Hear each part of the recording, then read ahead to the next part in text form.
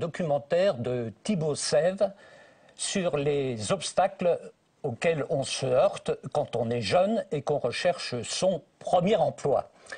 Embauche-moi si tu peux, c'est le titre.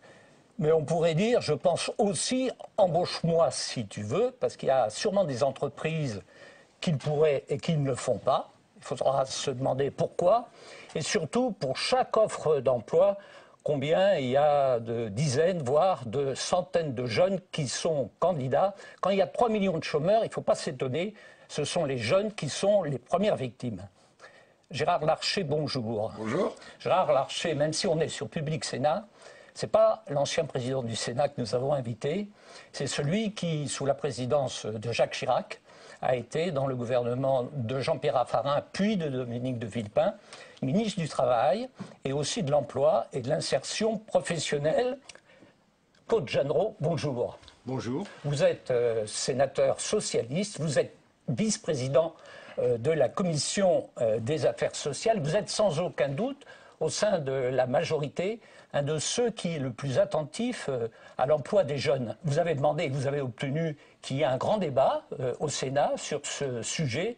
Et à ce débat, vous vous êtes déjà retrouvé face à face avec Gérard Larcher. Gaëtan de Sainte-Marie, bonjour. Bonjour. Vous arrivez de Lyon. Oui. Il fallait un patron. Eh bien voilà, c'est vous le patron qui est arrivé de Lyon, où vous avez créé et où vous dirigez une très importante centrale d'achat pour 4000 PME. Centrale PME, vous avez 15 salariés et puis vous êtes aussi membre du bureau national du Centre des jeunes dirigeants d'entreprise qui a fait beaucoup de propositions sur l'emploi et particulièrement sur les emplois des jeunes. Et c'est vous qui animiez le groupe de travail sur ce sujet. Dans un instant, se joindra à nous le journaliste Emmanuel Davidenkoff, qui dirige le mensuel L'Étudiant. Emmanuel est aussi chroniqueur à France Info. Mais nous allons bien sûr commencer avec vous, Thibaut Sèvres. Bonjour. Bonjour, qui avez réalisé ce documentaire. Déjà, comment vous les avez choisis, ces 5 jeunes? Alors en fait, moi j'ai vraiment voulu choisir des jeunes normaux. Je voulais pas choisir les cas les plus compliqués, les cas les plus tristes. Je voulais vraiment montrer les jeunes normaux comme moi j'étais il y a 10 ans, quand j'étais à leur place. Moi j'ai pas cherché d'emploi, j'ai trouvé tout de suite grâce à une bonne formation dans un métier que j'aimais. Mais voilà, autour de moi, j'ai vu de plus en plus de jeunes mettre sur Facebook, sur les réseaux sociaux des annonces. Je cherche un travail de plomberie. Voilà, je voyais des cousins faire ça. Je me disais qu'il devait y avoir un petit souci. Donc, je me suis un peu intéressé au sujet. Et grâce à des services sociaux comme la mission locale, le PLI ou le Pôle emploi, j'ai pu rencontrer beaucoup de jeunes pour essayer de comprendre un peu comment ça fonctionnait, comment ils le vivaient, et surtout la culpabilité du chômeur, comment ils la ressentaient. Et donc, voilà, j'ai rencontré une trentaine de jeunes et j'ai choisi les 5 qu'on voit ici en essayant de représenter un petit peu la jeunesse d'aujourd'hui. Oui, ils avaient suivi plusieurs semaines. J'ai suivi même entre 3 et 5 mois. Voilà, Voilà. entre 3 et 5 mois. Qu'est-ce qui vous a, alors vous qui les avez suivis, qu'est-ce qui vous a le plus frappé? L'attente. En fait, les journées horribles d'attente. Parce quand on dit 3 mois comme ça, c'est pas très impressionnant. C'est pas un chiffre impressionnant. Mais 3 mois, ça fait beaucoup de jours à attendre où il se passe absolument rien. Beaucoup de jours à attendre des réponses qui ne viennent pas. Donc c'est ça surtout moi et c'était vraiment la chose la plus facile à filmer, l'attente. Mais c'est ça qui moi m'a le plus marqué et qui m'a le plus me fait sentir proche de ces jeunes et envie de les aider. Et surtout leur enlever ce poids de la culpabilité qu'ils ont. Ils savent pas pourquoi ils l'ont, mais quand on leur demande à un moment dans le documentaire, ils disent oui, pour moi un chômeur c'est quelqu'un qui veut pas travailler. On a tous ça en tête. J'aimerais bien qu'on m'explique pourquoi. Mais en tout cas eux ils l'ont. Aujourd'hui ils le vivent. Ils n'étaient pas du tout c'était pas du tout prévu qu'ils soient chômeurs. Je veux dire, c'était pas ni des enfants en difficulté. Ils se retrouvent seuls. Voilà. Hein. Ils se retrouvent seuls. Ceux qui ont leur famille ont beaucoup de chance. Après, il y a les services sociaux qu'ils voient une fois par mois, mais une fois. Moi, je suis pas sûr que ça soit suffisant. Voilà. Enfin, ils sont surtout démunis. Ils sortent des études et ils sont assez démunis, mais pleins d'espoir. C'est aussi pour ça que je voulais filmer eux. Alors ça aussi, c'est frappant, hein, parce qu'ils pourraient franchement être désespérés. Ils pourraient même être en colère. C'est vrai. Alors je ne sais pas si c'est parce qu'ils sont face à votre caméra, qu'ils veulent faire bonne figure, mais à aucun moment ils n'apparaissent totalement désespérés ou en colère. Non, en fait, c'est ce que je leur explique aussi quand je représentais le projet, c'est que je voulais pas montrer, j'ai pas choisi des cas catastrophiques. Il y a des jeunes qui ont des cas et des vies beaucoup plus problématiques que les jeunes que je montre. Et donc, je leur ai ils n'ont pas du tout appuyé sur ce côté de la misère sociale, ce genre de choses. Après, oui, je dis les jeunes qui sont souriants parce que le chômage peut durer 6 mois, ils ont encore à peu près le sourire. Parce qu'ils ont l'espoir, parce qu'ils voient les copains trouver à côté, donc ils se disent bah, peut-être que lui qui a fait mes études que moi, peut-être que dans 1 ou 2 mois ça va se débloquer. Voilà, il y a de l'espoir et moi vraiment ça m'a rassuré sur cette jeunesse qu'on monte un petit peu du doigt, quoi. Alors, juste une petite question, comment ça s'est passé pour votre film? Avec Pôle emploi. Est-ce que Pôle emploi vous a accueilli généreusement ou s'est méfié? Alors c'est un travail de journaliste où pendant 6 mois on appelle les gens à la direction de Pôle emploi et on envoie des mails.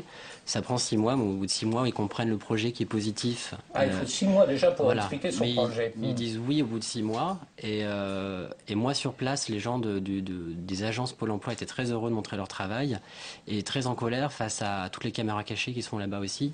Moi, pendant mon tournage, il y avait des caméras cachées qui avaient été diffusées dans l'émission Les Infiltrés sur France 2 et qui font beaucoup de mal. Moi, sur mon tournage, personnellement, ça fait beaucoup de mal aux gens qui d'un coup pensaient qu'on venait juste chercher la misère. Ah ben non, voilà. Ils avaient leur iPhone visible. Hein. Voilà.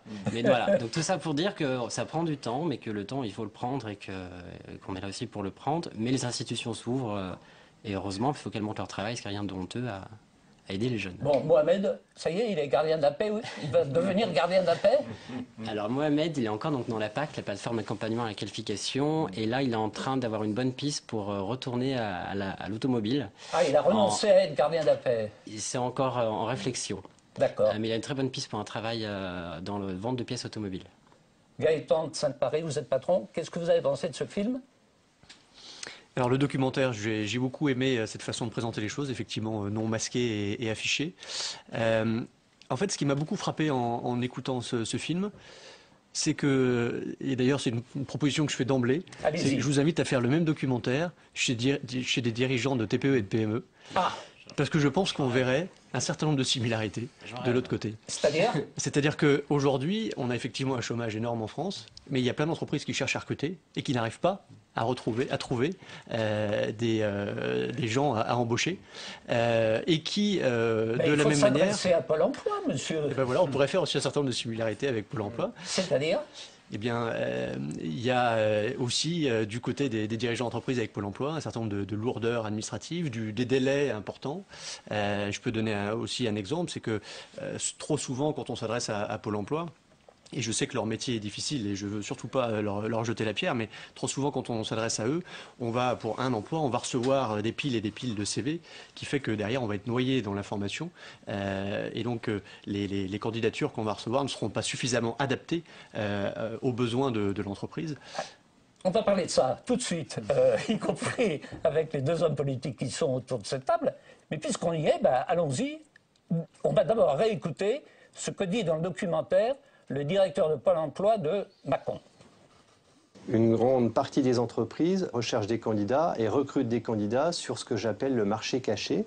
Donc c'est tous ces recrutements qui se font sans passer par une diffusion de l'annonce à un moment donné, ni dans la presse, ni à Pôle emploi, ni dans une agence de travail temporaire. Ce marché caché aujourd'hui, c'est la majorité des recrutements. Notre rôle à nous, c'est d'aider justement les jeunes à se positionner sur ce marché caché. Donc il faut qu'on aille chercher des offres d'emploi qui correspondent à leur profil.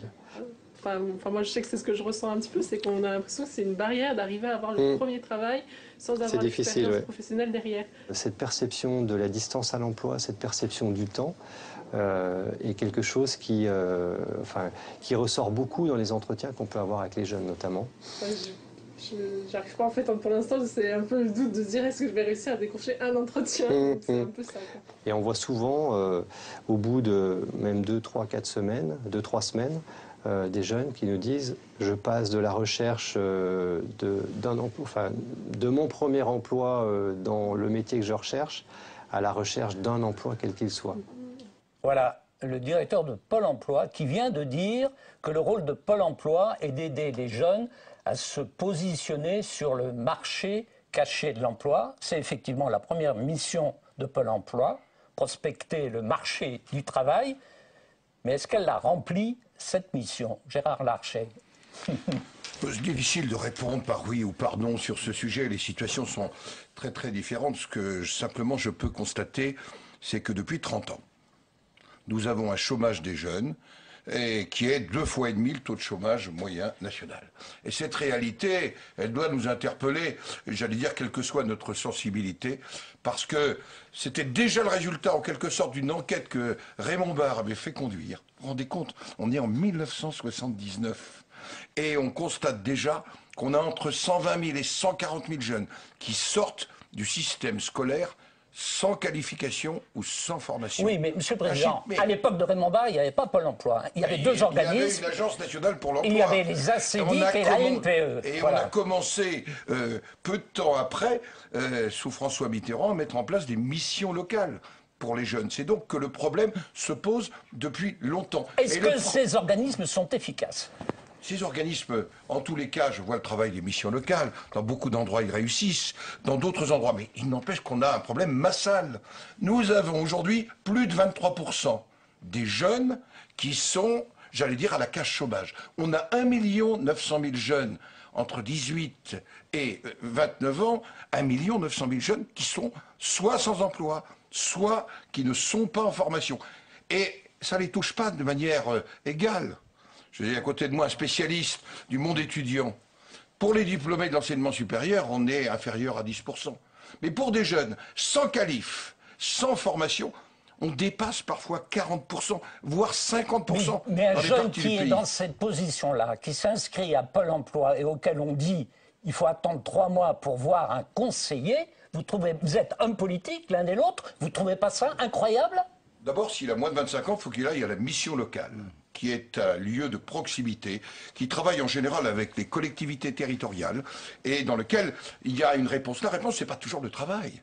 Parfois, c'est revenir par une case formation qui ne ressemble pas à une formation scolaire. C'est tout simplement reconduire à quelques aspects. L'aspect du logement, le nombre de jeunes qui galèrent de logement en logement, de cohabitation en cohabitation, tout ceci doit se construire. Le vrai sujet, c'est qu'entre la sortie de l'école et la recherche du premier emploi, il n'y a pas de fil conducteur. J'ai simplement, pour terminer, nous avons, quand j'étais ministre en charge du travail, demandé une enquête en profondeur au moment de la journée d'appel et de préparation à la défense, où passent tous les jeunes et où il y a un test.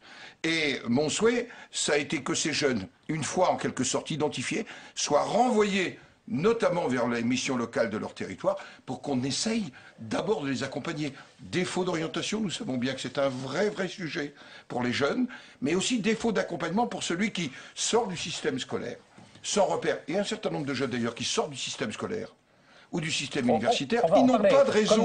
Ils n'ont pas de réseau. Et la nécessité, c'est de construire des réseaux qui leur permettent d'être accompagnés. Je vais interroger Claude Jeanneret, mais Emmanuel Davidenkoff, bonjour. Vous êtes le directeur de l'étudiant, donc vous écoutez, vous, ce que disent les jeunes. Bien sûr. Quand ils recherchent un premier emploi. Est-ce qu'ils ne sont pas complètement désorientés? Est-ce qu'ils savent à qui, à quoi s'adresser? Ils savent, les jeunes qui sont montrés dans le documentaire ressemblent beaucoup aux jeunes que nous on rencontre, hein. C'est-à-dire qu'à la fois ce ne sont pas ceux qui sortent forcément avec un diplôme de très grande école et un tapis rouge, et en même temps ils ne sont pas non plus en situation d'exclusion. Non, moi ce qui me frappe énormément, c'est que quand vous parlez de ce sas entre la sortie des études et l'entrée dans la vie active, c'est cette solitude extraordinaire, et dans un certain nombre de cas on se dit mais où sont les établissements ? Où sont les établissements? Où est la prise en charge? Notamment quand on délivre un diplôme soi-disant professionnel ou professionnalisant. Je veux dire, dans la professionnalisation, par exemple un BTS. Mais il n'y a pas que les BTS. Pourquoi les diplômés de grandes écoles trouvent facilement du travail? Bon, parce qu'ils ont été sélectionnés, mais parce qu'on y met des moyens. Parce qu'à l'intérieur de ces écoles, il y a des gens qui s'occupent de leur trouver des stages. Il y a des gens qui s'occupent d'aller voir les employeurs. Alors, tiens, curieusement, sauf en région, ils ne vont pas forcément voir les PME. Ils travaillent beaucoup avec les campus managers des très grandes entreprises. Mais ce que je veux dire, c'est qu'il y a une prise en charge. Bon, le bon côté des choses, c'est que ça signifie que quand on s'en occupe, ça peut marcher. Et je pense qu'on a tous autour de la table, localement, notamment des exemples de cercles vertueux, de mise en relation entre les entreprises, les établissements de formation qui fonctionnent. Ça, voilà. ça Mais moi, c'est ça qui m'a le plus... C'est le hasard. Malheureusement, non, c'est pas du tout le hasard. Je crois que c'est la volonté des acteurs, c'est leur capacité à travailler ensemble et souvent de manière tout à fait délocalisée. Je veux dire, le problème, je trouve, dans ce pays, c'est qu'on essaye d'imposer un truc d'en haut sans tenir compte des réalités locales, notamment des réalités de l'emploi au niveau local. Et on voit d'ailleurs, ça transcende les sensibilités politiques dans ces cas-là. Hein. Je veux dire, tout le monde se met autour de la table et réussit à travailler ensemble dans l'intérêt des jeunes. Mais moi, c'est cette solitude-là. C'est quand on s'en occupe, ça marche. C'est-à-dire quand ils ont un diplôme, une formation et qu'on s'en occupe, ça marche. Claude Jeanneret, vous avez vu le film, comme nous. Qu'est-ce que vous en pensez et qu'est-ce que vous pensez de ce qu'il montre? Alors d'abord, ce film, moi j'en tire 3 enseignements. Premièrement, c'est que les jeunes qui nous sont montrés sont tous armés de la volonté de s'en sortir, ceux qui nous ont été montrés dans le film. Deuxièmement, je crois que en même temps, on insiste, et on a raison, sur l'importance des structures d'accompagnement. Pôle emploi, les missions locales, et on voit bien que ce film montre que ces structures sont essentielles. Mais vous ne voulez pas en dire du mal ni l'un ni l'autre, non, comme non, parce que vous pensez, comme le directeur général de Pôle emploi, que Pôle emploi est un exutoire à la colère face au chômage, quoi. Certainement, Pôle emploi joue ce rôle d'amortisseur social, c'est incontestable, mais au-delà de cela, moi je suis le témoin privilégié de l'action de Pôle emploi puisque je suis membre de son conseil d'administration. Et la volonté de Pôle emploi, je la vois à l'œuvre au quotidien, c'est de faire en sorte d'apporter, autant que faire se peut, avec 3 millions de chômeurs, un service personnalisé, c'est-à-dire adapté. Vous évoquiez tout à l'heure la question du premier entretien qui doit intervenir le plus tôt possible. Mais acceptez l'idée qu'il y a des jeunes qui sont plus ou moins autonomes par rapport à la recherche d'emploi. Et tout ne se vaut pas. Gérard Larcher soulignait tout à l'heure que les jeunes ne sont pas égaux devant la recherche d'emploi. Je voudrais donner qu'un seul exemple, qu'un seul chiffre, on en aurait beaucoup à en donner. Mais aujourd'hui, on sait que des jeunes qui ont un niveau d'études équivalent ou supérieur au baccalauréat, une classe d'âge entre 15 et 25 ans aujourd'hui, eh bien, vont trouver un emploi à 80% dans les 3 ans qui viennent. Alors même que ceux qui sont sortis du collège sans qualification ne se trouveront qu'à 20 ou 30% à trouver cet emploi. Autrement dit, vous voyez cette différence de chance énorme. Et peut-être que de ce point de vue-là, le film ne le montre pas assez.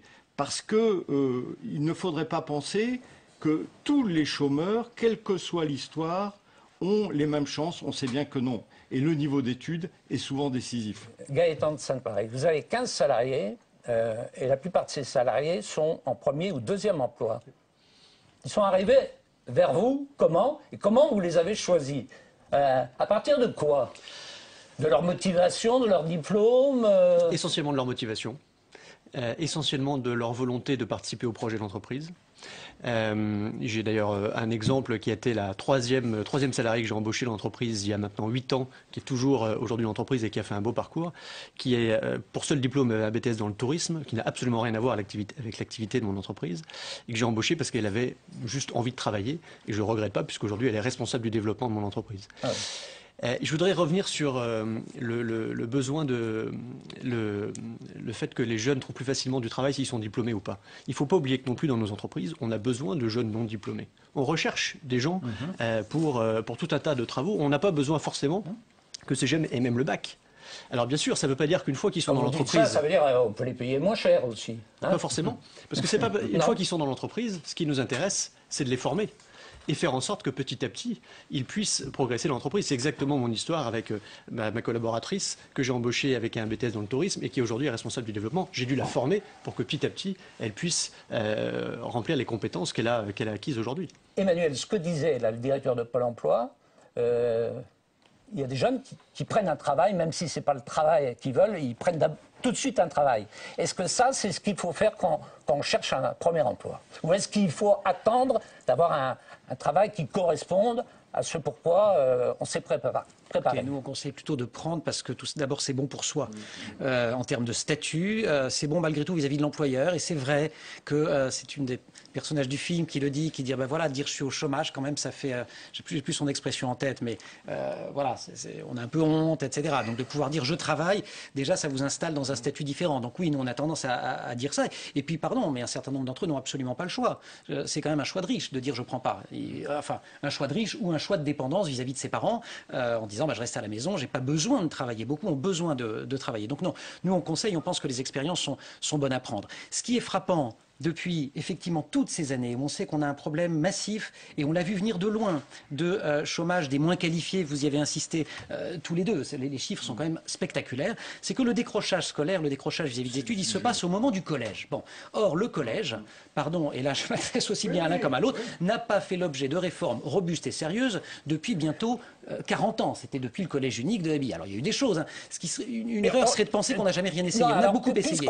Mais on sait où ça se passe et on ne fait rien. Et pire, c'est le moment du cursus où quand on commence à vous parler métier, professionnalisation, c'est avec un petit rictus un peu désagréable autour des lèvres. Parce que l'orientation, elle n'est pas faite par un hypothétique grand service public de l'orientation, elle est faite par des enseignants lors de conseils de classe au collège, dans des réunions avec les parents. On dit, oula, s'il continue comme ça, il va finir dans la voie professionnelle. Il est fait quand l'éducation nationale regarde d'un œil un peu torve tout ce qui ressemble à de l'apprentissage, parce que oulala, les entreprises vont mettre la main dessus. Ça se nourrit de cet ensemble de représentations-là à ce moment-là. Et moi, je pense qu'il y a une priorité, si on parle de ces publics-là, qui est vraiment de travailler sur cette phase du collège. Je vous propose de réécouter dans le documentaire ce que dit Mohamed, qui est précisément dans ce cas-là, hein, qui a décroché du système scolaire. Et on va le voir. Bon, il accepte de reprendre les cours, il est même plutôt content, mais en même temps, ça ne se passe pas forcément comme on pourrait l'espérer. Mohamed. Oh, ça te fait quoi de revenir à l'école? Maths, tout, français, trucs à l'école, tout, ça fait bizarre. Il y a des trucs qui te plaisent? Ouais, franchement, hier on était en biologie, tout, c'était bien, c'est bien passé, tout, on a fait l'anatomie et tout. Tu sors de chez toi, tu vas dans un intérim t'arrives, ils disent quoi? Ils disent ouais, y a pas de boulot, y a pas de boulot. Ouais, je m'en pote. Après, ouais, c'est vrai que de temps en temps, ça monte, mais après, voilà, c'est la bonne entente. Ça se passe bien ici.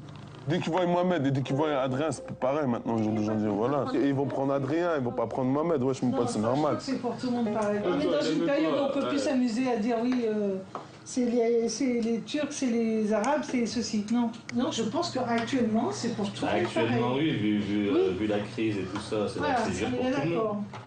Voilà, il y a, vous le disiez, Gérard Donc Larcher, ça commence pas au collège. 120 000 jeunes, vous allez nous dire que ça commence à la maternelle. Oui, mais il n'empêche que c'est là. C'est là que se situe le premier décrochage. Et si on ne sort pas en CE2, en CM1, avec une lecture compréhensive, un minimum de connaissances, j'allais dire qu'on a fait sienne, ensuite on va décrocher. Et le collège ne pourra que constater le décrochage. Là où je suis d'accord avec le rédacteur en chef de l'Étudiant, c'est de dire quoi? Mais alors ça veut dire que ça sert à rien de leur demander de reprendre les cours? Au collège, l'orientation, elle est faite par défaut. Elle est faite aussi par des hommes et des femmes qui sont pleins de bonne volonté, mais dans lequel, j'allais dire, il n'y a aucune relation avec le monde économique. Je vais vous raconter une anecdote. Un centre d'apprentissage, métier de la métallurgie. C'est d'ailleurs à Lyon. Je suis ministre, je questionne la centaine de jeunes qui est là. Nombre de ceux qui ont été, j'allais dire, orientés par les centres d'information et d'orientation. Moins de 4 sur une centaine de jeunes. Le vrai sujet, il est aussi là.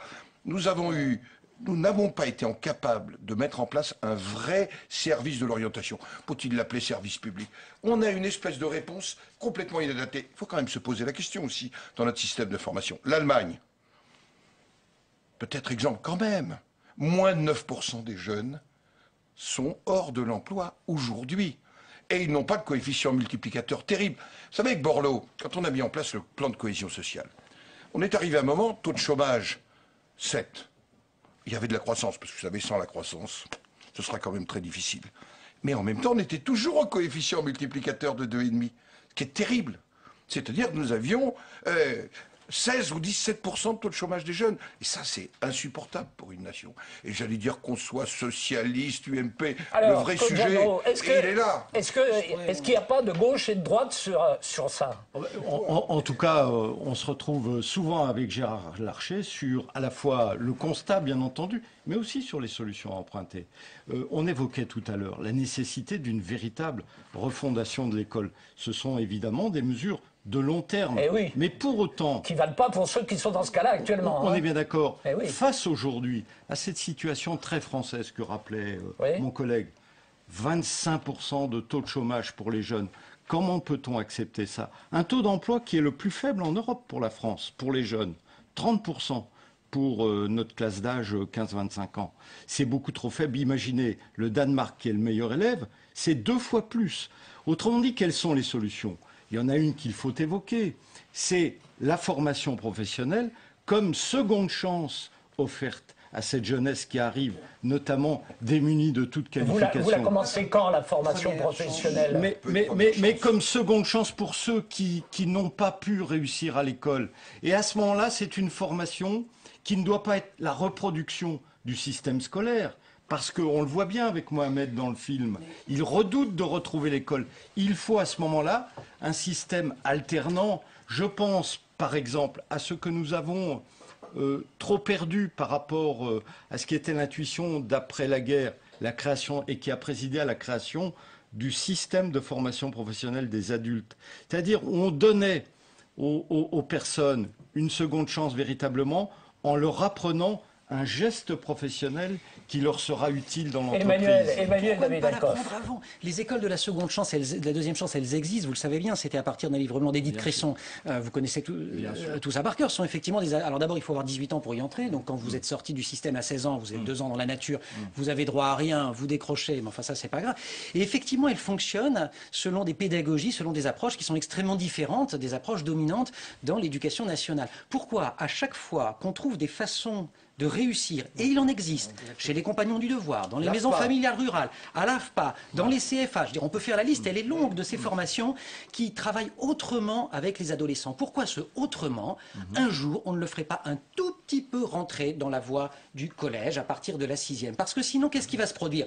Aujourd'hui, Gérard Larcher nous dit, et Vincent Payon aussi, ah oui, mais alors l'échec en 6e, il se construit en primaire. La belle affaire, oui, je suis d'accord, moi aussi, je souhaite que les enfants apprennent à lire en primaire. Après, on dira quoi? Que les inégalités se construisent dès la maternelle, et on aura raison de le dire. Et avant, c'est quoi? La crèche, et après quoi? L'échographiste. On en arrivera à quoi? Non mais, on en arrive à quoi? Aux inégalités sociales et au fait que dans les familles, selon les milieux, les jeunes n'ont pas les mêmes Vous en voulez beaucoup et donc, à l'école, en remontant en permanence qu'on en sortira. Gaëtan Sainte-Marie, vous en voulez beaucoup à l'école? J'en veux pas du tout à l'école. Ce qu'il faut faire, et c'est des propositions qu'on fait dans le cadre du Centre des jeunes dirigeants. Concrètes, hein. Il faut briser les barrières entre l'entreprise, l'université et l'école. Ça, c'est des grands discours. C'est des grands discours. Mais on fait des vraies propositions. Alors, on en a fait un certain nombre récemment, remise à Michel Sapin au mois de novembre, mais 35 propositions pour l'emploi du CJD, notamment faire de l'alternance une vraie voie d'excellence.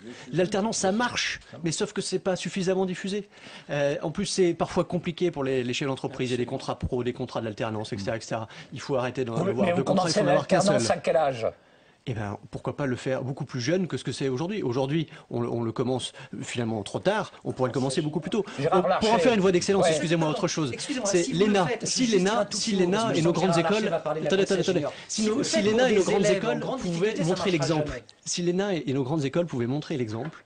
Et si elles-mêmes... Ah oui, vous faites une proposition. On fait une proposition pour que dans les grandes écoles de la République française, eh bien, elles aussi, elles appliquent l'alternance dans leur cursus. C'est-à-dire qu'il y a une année obligatoire. Exactement. Ce sera un bon moyen de montrer que l'alternance, c'est une vraie voie d'excellence en France. Y compris en PME, vous dites. Hein. Et pourquoi pas en PME? Bien sûr, on est prêt à les accueillir. Moi, je suis prêt à en accueillir un tout de suite. Dès lors, pardon, parce qu'on parle énormément d'alternance à l'étudiant, on a des salons de l'alternance et de l'apprentissage dans toute la France, et c'est une voie fondamentale. Dès lors qu'on ne réserve pas l'alternance à partir de 15 ans ou 16 ans à des élèves en situation de rupture sociale, parce que tout d'abord, vous-même comme employeur, vous n'en voulez pas. Ça, je veux dire, c'est extrêmement clair. Moi, je parle beaucoup avec aussi Chambre de commerce et d'industrie, premièrement. Et deuxièmement, ça continue à dire, voilà, l'alternance, c'est pour ceux qui ont échoué. Il faut que ce soit une voie de réussite, donc une voie, entre guillemets, de bons élèves aussi, et ce, dès le plus jeune âge. Claude Jeanneret. Oui, moi, je soutiens ce qui vient d'être dit, parce que ne nous engageons pas dans un faux débat sur faut-il un apprentissage à 14 ans, etc. Parce que la réalité... c'est pas un faux débat. Attendez, la réalité, c'est, vous l'avez dit, d'abord, les employeurs... Vous pensez qu'il faut commencer à 14 ans? Les employeurs aujourd'hui ne veulent pas embaucher des jeunes de 14 ans. Les déclarations de la CGPME le confirment. Et puis, deuxièmement, on risque, avec la bonne volonté qui, incontestablement, est derrière cette intention, on risque de tuer l'apprentissage avant même qu'il ne se soit mis en œuvre. Car à ce moment-là, il est vécu et présenté comme une solution à l'échec scolaire. Or, ça doit être une voie alternative de plein droit, de plein exercice et qui est pleinement valorisable. Et si on veut vraiment la valoriser, il me semble qu'il faut la développer sur l'ensemble du spectre des métiers. Quand on regarde ce qui s'est passé au cours des dernières années, Gérard Larcher ne me démentira pas, la grande réussite, c'est qu'on, depuis 20 ans, on a doublé le nombre d'apprentis. Mais par contre, on observe que depuis 10 ans, l'augmentation profite à des jeunes au-delà du bac et du niveau bac.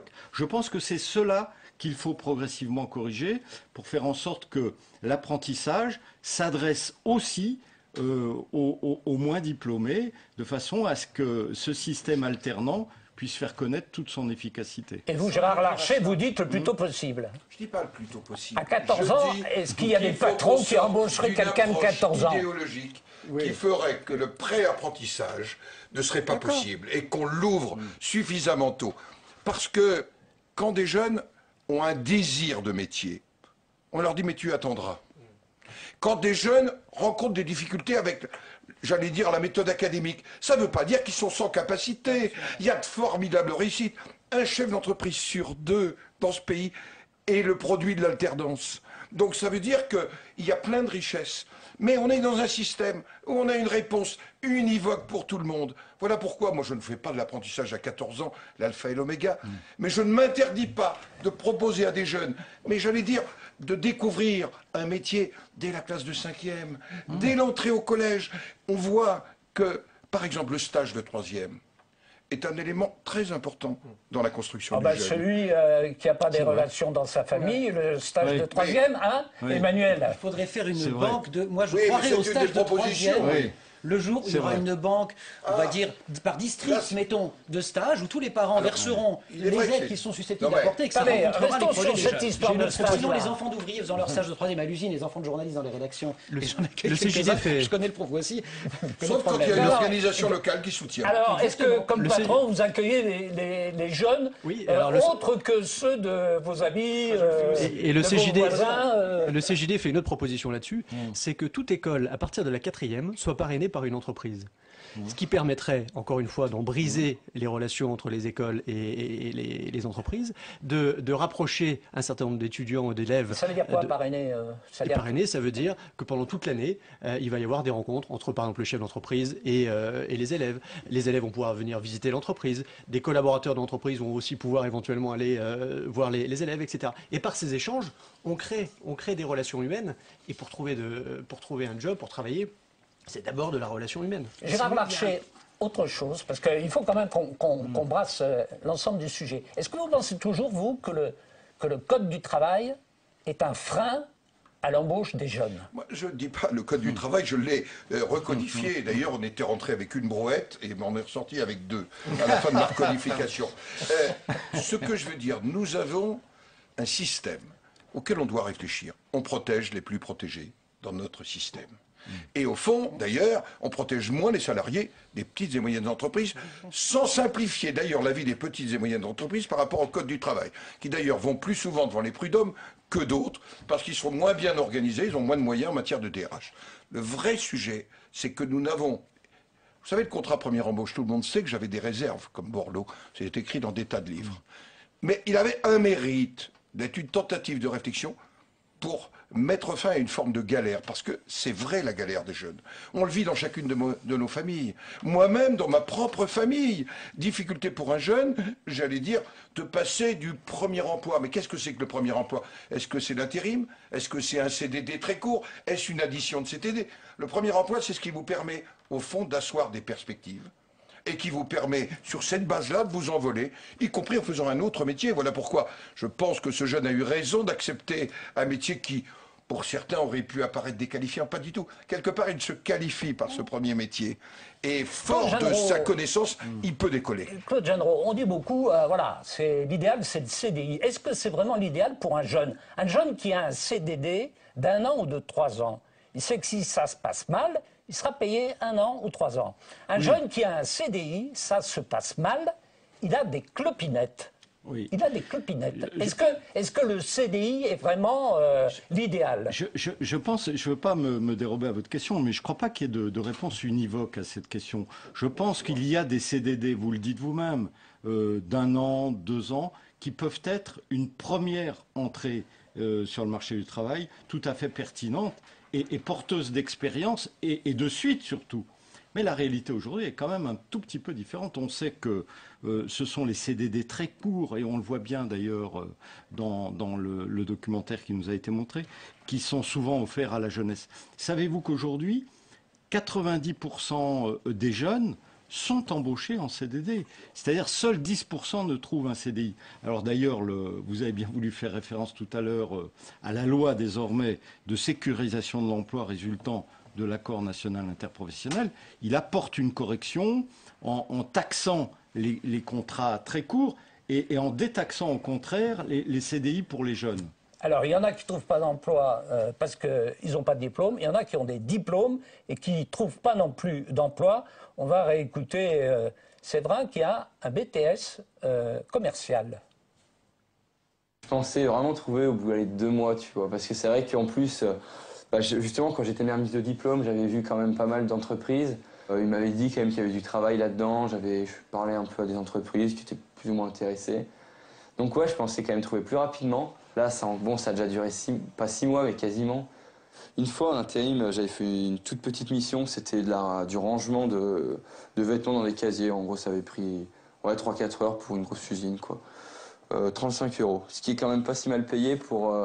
j'avais dû faire 4 heures à peu près. Hein. Quand on n'a vraiment rien devant nous, ça fait un peu flipper, disons. Mais bon, heureusement, je suis pas à la rue déjà. Bâtiment, où on dit qu'il y a des offres d'emploi. Emmanuel Davidenkoff, quels sont les métiers d'avenir? Quels sont les métiers d'avenir? Les métiers sur lesquels il faut miser quand on est jeune. D'abord, est-ce qu'il faut miser sur un métier Moi, je me méfie de ce genre de raisonnement. Voilà. Il y a 3 ans, on vous aurait dit, enseignant, attention, il n'y a pas de poste, ça licencie. Aujourd'hui, on passe avec des taux de sélectivité extrêmement modestes parce que le gouvernement a annoncé beaucoup de création de postes. Ça s'est vraiment fait en 1 an. Enfin, je veux dire, c'était le résultat de l'élection présidentielle de l'année dernière. François Hollande perdait, il n'y avait pas ces postes-là. Donc nous, moi en tant que journaliste, qu'est-ce que je raconte dans l'étudiant 3 mois avant? Quel pari je fais? À qui on s'adresse? Donc déjà, le raisonnement est compliqué. Alors on sait ensuite qu'il y a des secteurs effectivement en tension. On sait d'abord que ça se joue malheureusement sur des métiers qui sont des métiers soit mal rémunérés, soit pénibles. Voilà, donc ça, j'allais dire, ça renvoie aussi les employeurs à leurs responsabilités. Peut-être que dans certains cas, il faut payer un petit peu mieux, ou il faut donner un petit peu plus de souplesse. Il y a des métiers que les gens n'ont pas envie de faire. Quand on dit que former pour que... Alors, non, mais vous, les patrons, ensuite, il y a des lacunes. Ensuite, vous avez des lacunes réelles. Je veux dire, en informatique, en développement informatique. Non, mais pourquoi il y a du boulot? Pourquoi où est le problème? Pourquoi non? Mais comme patron, qu'est-ce que vous répondez? Vous dites, on propose des emplois, mais ils ne sont pas pris. La semaine dernière, on était 7 chefs d'entreprise autour de la table. Il y en avait 2, un dans le bâtiment à Toulouse, un autre dans la comptabilité à Lille. Les 2 se plaignaient sur des jobs extrêmement différents de ne pas pouvoir recruter, uniquement parce qu'on ne trouve pas les compétences ou des personnes qui vont remplir ces missions. Il est où? Non, mais il y a un problème, pardonnez-moi, mais d'interface, surtout entre l'univers. Enfin, il y a vraiment une problématique PME et TPE dans ce pays. Vous n'avez pas le temps. Est-ce que vous avez pour 15 salariés un ou une DRH? Non, bien sûr que non. Vous n'en avez pas. Qui pouvez-vous envoyer sur un salon de l'étudiant ou un autre de l'étudiant? Qui pouvez-vous envoyer sur un salon un samedi pour aller parler de vos métiers? A priori personne. Tout le monde est épuisé, a envie de passer un petit peu de temps avec sa famille. Qui pouvez-vous envoyer dans le collège que vous êtes en train de parrainer? Ça va pas être évident, votre proposition, pour des structures telles que la vôtre. Et il y a tout un tissu, j'entends, le CJD, mais il y a tout un tissu industriel, commercial, de services en France qui existe, notamment ce tissu des PME. Nous, on le voit, à chaque fois qu'on essaie d'organiser des rencontres, finalement, ça se termine avec quoi? Avec des représentants de grandes entreprises et de grandes écoles. Parce que le BTS du coin, il n'a pas non plus les moyens de faire ce travail avec vous. Parce qu'il n'a pas le professionnel qui peut le faire. Mais ça, c'est pas grave. Si on est capable de mettre des petites graines chez les élèves dès le collège, en expliquant ce que c'est que la PME, la TPE, ce que c'est que l'esprit d'entreprendre, pas forcément pour que ces gens créent des entreprises, pourquoi pas, mais pas forcément que pour ça, mais surtout pour qu'ils aient cette notion, cette culture économique, cette culture de la PME que malheureusement en France on n'a pas, puisqu'aujourd'hui en France on a la culture éventuellement du grand groupe, de l'administration, mais on n'a pas cette culture de l'entreprise, de la PME, et ça, par des interventions Et on a au CGD, par exemple, un partenariat avec une association qui s'appelle 100 000 entrepreneurs. Un dirigeant, pendant 2 heures, va témoigner auprès d'une classe d'élèves. Et pendant 2 heures, il va juste mettre des petites graines. Il n'a pas le droit de parler plus de 5 minutes d'affilée. Il doit surtout répondre à des questions, et ça marche. Et il met des petites graines. Et ça, avec ça, je pense qu'on peut petit à petit changer l'image de la PME. Claude Généraux, vous n'avez pas le droit de parler chacun plus d'1 minute. Est-ce que vous pensez que c'est votre boulot d'homme politique d'orienter les jeunes plutôt vers tel métier où vous dites... C'est pas à nous de dire tel ou tel métier, mais de faciliter cette orientation, de créer les conditions de cette orientation. Un certain nombre de branches professionnelles se sont engagées dans la meilleure connaissance de leur métier. Ils ont d'ailleurs revalorisé leurs conventions collectives dans ce cadre-là, parce qu'il faut aussi revaloriser les conventions collectives. Ça a été le cas, par exemple, dans des métiers de bouche, de l'artisanat, qui, à la fois, ont valorisé leur image, ont revalorisé les minimums, et je pense dans l'apprentissage. Il fallait le faire. C'est une voie très importante.